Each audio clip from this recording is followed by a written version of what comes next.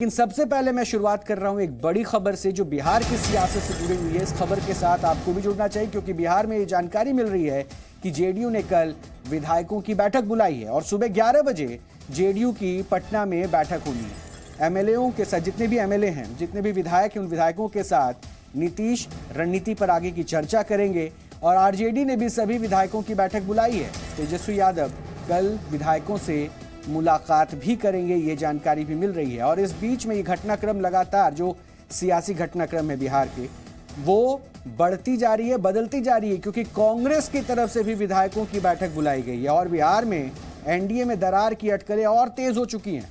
नीतीश के सोनिया से बात के बाद से अटकलें हैं कि नीतीश बीजेपी का साथ छोड़ सकते हैं और इसी पर लगातार चर्चा हो रही है। रवि त्रिपाठी हमारे साथ, हमारे सहयोगी पटना से जुड़ रहे हैं और अपडेट से रवि से क्या माने कि एक रास्ता अलग तय करने की अब कवायद तेज हो गई है क्या? देखिए, इसमें दो बातें हैं। नीतीश कुमार का जो ये मूव दिख रहा है इसके पीछे, एक तो उनका ईगो कहीं ना कहीं हर्ट हुआ है। उनको लगता है कि बीजेपी उनको कमज़ोर करना चाहती है। 2020 के चुनाव में भी जिस तरह से जो बात कल ललन सिंह ने कहा कि ये चिराग मॉडल अपनाया जा रहा है कि चिराग को यूज़ करके बीजेपी ने जेडीयू को टारगेट किया, जेडीयू की सीटें कम की, कहीं ना कहीं उनको सामने चुनाव लड़ा के। तो वैसे ही अब आरसीपी सिंह जो केंद्र में मंत्री थे, जिनको हटाया गया, दोबारा रिपीट नहीं किया राज्यसभा के तौर पर नीतीश कुमार ने, जिनको पता चल गया कि बीजेपी के हाथ में खेल रहे हैं, तो अब आरसीपी के जरिए एक यहाँ और भी चर्चा चल रही है कि क्या आरसीपी सिंह एकनाथ शिंदे मॉडल के तौर पे यहाँ काम हो सकता था, चाहे हो रहा है, लेकिन मुझे नहीं लगता कि उस मॉडल पे यहाँ काम होगा क्योंकि आरसीपी सिंह के साथ उस तरह से विधायक नहीं जा सकते हैं जिस तरह से एकनाथ शिंदे के साथ गए। लेकिन दूसरी चर्चा ये है कि अगर नीतीश कुमार को लगता है कि उनके साथ अन्याय हो रहा है, उनको कहीं ना कहीं बेइज्जत किया जा रहा है हर लेवल पे, स्पीकर बार बार उनको हाउस में उनके साथ इनजस्टिस करते हैं, बीजेपी के नेता उनके खिलाफ बोलते हैं, तो तमाम सारी बातों को लेने के बाद नीतीश कुमार जो जिस तरह से ईगो उनका हर्ट होता है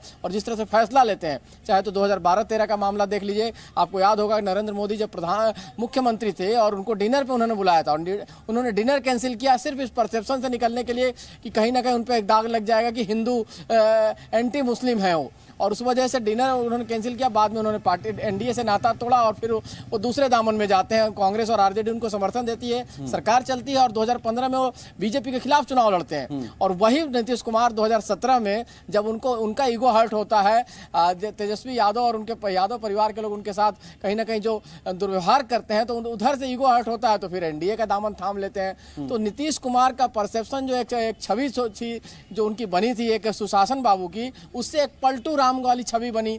लोग एक आम तौर पे आप बिहार के लोगों से बात कीजिए तो कहते हैं कि नीतीश कुमार की छवि जो थी उससे बहुत ज्यादा डेंट हो गई है। तो छवि ये एक ईगो वाले नेता की, और ईगो में नीतीश कुमार किस लेवल तक जा सकते हैं इसका किसी को अंदाजा नहीं है। दो बातें हो सकती है कि बार्गेन कर रहे हैं कि कुछ चीजें जो उनको शर्त उन्होंने रखी है शायद बीजेपी के सामने, जिसमें स्पीकर को हटाने की बात है, कुछ मंत्री अपने पसंद के चाहते हैं वो बात है।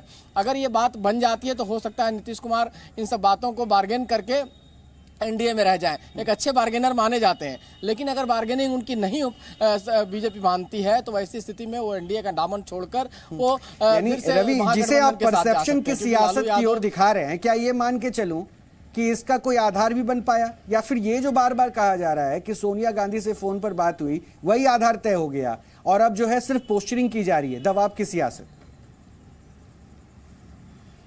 नहीं, हाँ, एक तो दबाव की सियासत है और दूसरा 2024 की सियासत है। इसको 2024 के लोकसभा चुनाव से भी आपको जोड़कर देखना पड़ेगा। दबाव की सियासत नीतीश कुमार करते हैं, मैंने कहा कि अच्छे बार्गेनर हैं, वो बार्गेनिंग कर अपनी बात को मनवा लेते हैं। अपने आप को देखिए, चाहे किसी भी पार्टी के साथ सरकार हो, मुख्यमंत्री नीतीश कुमार होते हैं, चाहे लालू यादव, जो बड़ी पार्टियां होती हैं, लालू यादव के पास सीट ज़्यादा है फिर भी वो नीतीश कुमार मुख्यमंत्री होते हैं, बीजेपी के पास सीट ज़्यादा है फिर भी मुख्यमंत्री नीतीश कुमार होते हैं। तो कहीं ना कहीं उनकी बार्गेनिंग कैपेबिलिटी अच्छी है, कैपेसिटी अच्छी है और इस मामले में कामयाब रहे अभी तक। लेकिन उनकी छवि खराब हुई इस वजह से, क्योंकि आप पलटते हैं बार-बार, सीधे तौर पर उनके इमेज पर डेंट लगा है और अभी बिहार की सियासत पर इसलिए सबकी निगाहें भी लगातार टिकी हुई है। बहुत बहुत शुक्रिया तमाम जानकारी के लिए।